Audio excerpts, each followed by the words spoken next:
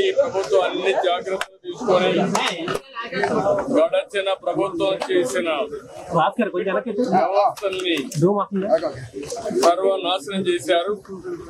అవన్నీ బాగు చేసే కార్యక్రమంలో ఇలాంటి సంఘటన చాలా బాధిస్తుంది. అయితే ఈ సంఘటన వల్ల దగ్గర 17 మంది చనిపోయారు,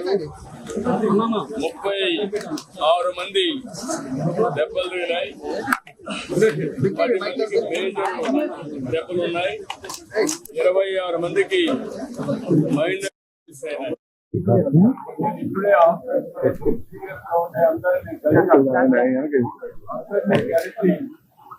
వాళ్ళతో మాట్లాడారు. ఇంకో పక్క 57 మందికి బల్స్ కూడా ఉన్నాయి. 57 ఒక అతను అయితే 57 మంది చాలా ధైర్యంగా ఉన్నాడు. నేను డాక్టర్ పర్వాలేదు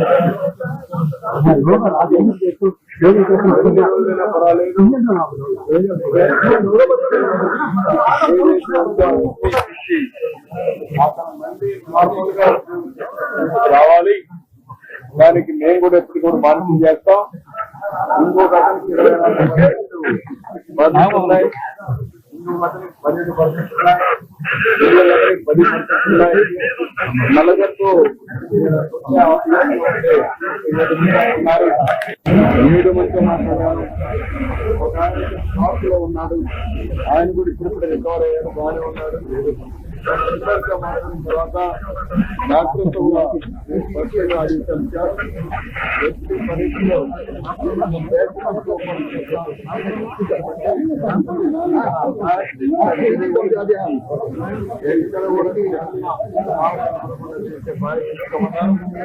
అన్ని విధాలా మానిటర్ చేస్తున్నాం.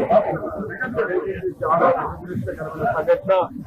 దీనికోసం చనిపోయిన అదే సమయంలో సీరియస్ గా ఇంజనీర్ జరిగే వారికి 50 లక్షలు ఇస్తున్నాం, 20 లక్షలు ఇస్తున్నాం. ఏ మాత్రం కూడా ఎప్పటికీ బతి లేకుండా ఆ కుటుంబాన్ని ఆదుకునే బాధ్యత తీసుకుంటాం. విశాఖపట్నం నాకు మనసుకు దగ్గరైన స్థితి. కొద్ది రోజులు ఏ విధంగా చేసామో మీరందరూ చూశారు. ఎప్పుడు ఒక మంచి మనకి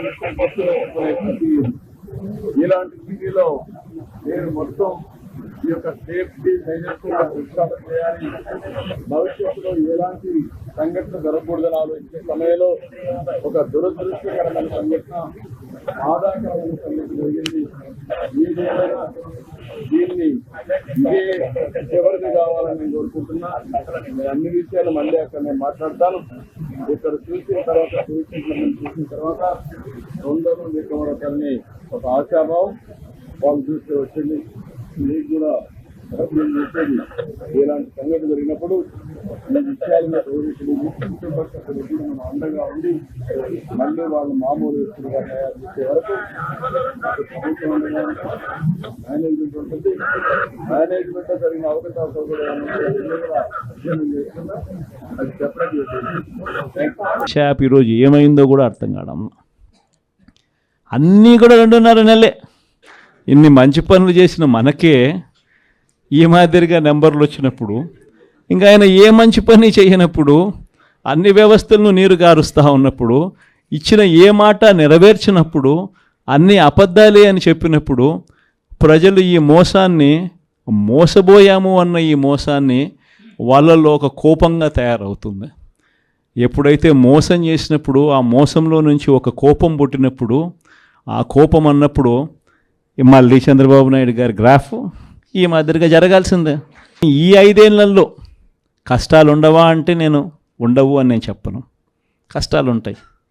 కష్టాలు లేకుండా సృష్టి ఉండదు. ఒక చీకటి వస్తుంది, చీకటి వచ్చిన తర్వాత మళ్ళీ మరుసటి రోజు పగలు రాక తప్పదు. అదే సృష్టి. కాబట్టి ఈ 5 ఏళ్ళు మన కష్టాలు ఉండవా అంటే ఉంటాయి. కష్టాలు ఏ స్థాయిలో పరాకాష్ఠకు పోవడం నేను చూశాను అని అంటే నన్నే 16 నెలలు జైల్లో పెట్టారు. అంత తీవ్రమైన కష్టాలు కూడా చూశా. కాబట్టి నేను ఎందుకు చెప్తా ఉన్నానంటే ఈ విషయం కష్టాలు లేకుండా ఉండవు.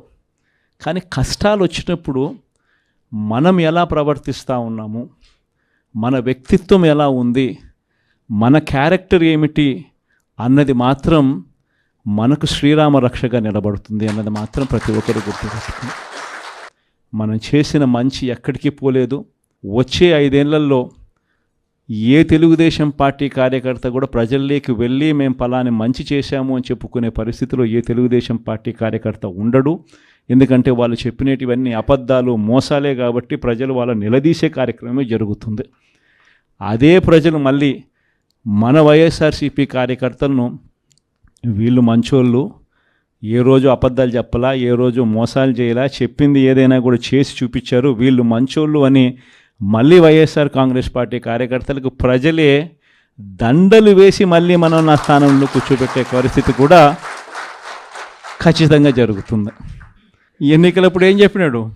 ఎన్నికలప్పుడు వాళ్ళ మనుషులందరినీ ఇళ్ళకి పంపించినాడు. వాళ్ళ ఎమ్మెల్యేలను, వాళ్ళ మనుషులను అందరినీ పంపించి ఇళ్ళకి పంపించినప్పుడు వాళ్ళ క్యాంపెయిన్ కూడా ఏమిటి? చిన్నపిల్లలు కనపడినారనుకో, నీకు 15,000, నీకు 15,000, నీకు 15,000, నీకు 15,000, సంతోషమా అని అడిగేవాడు. ఇంట్లో నుంచి వాళ్ళ అమ్మ బయటకు వచ్చిందనుకో, నీకు 18,000, సంతోషమా అని అనేవాడు. ఆ ఇంట్లో నుంచి వాళ్ళ అమ్మకు సంబంధించిన వాళ్ళ అక్కనో వాళ్ళ చెల్లెలను బయటకు వచ్చిందనుకో, నీకు 18,000, సంతోషమా అని అనేవాడు. ఆ ఇంట్లో నుంచి ఒక 20 ఏళ్ళ పిల్లోడో ఎవరో ఒకరు బయటకు వచ్చినా అనుకో, నీకు నెలకు 3,000 నిరుద్యోగ వృత్తి, నీకు సంతోషమా అని అనేవాడు.